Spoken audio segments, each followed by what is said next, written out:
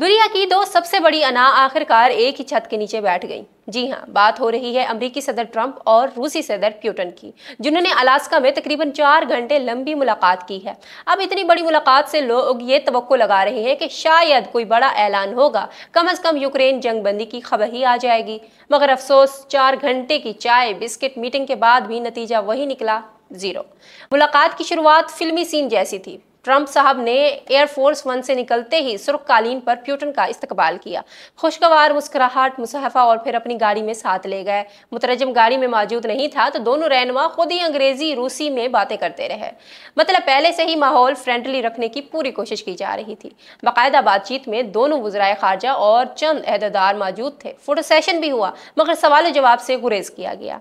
Press conference में Putin ने कहा कि डोनाल्ड ट्रंप के साथ ताल्लुकात पड़ोसियों की तरह हो गए हैं और यूक्रेनी अवाम को भाइयों की तरह समझते हैं। साथ ही एक जुमला भी फेंक दिया, अगर 2022 में ट्रंप सदर होते तो यूक्रेन की जंग कभी शुरू ही ना होती। वाह जी, सियासत में तारीफ भी ऐसे होती है जैसे दोस्तों में तुम ना होते तो पार्टी बोर हो जाती।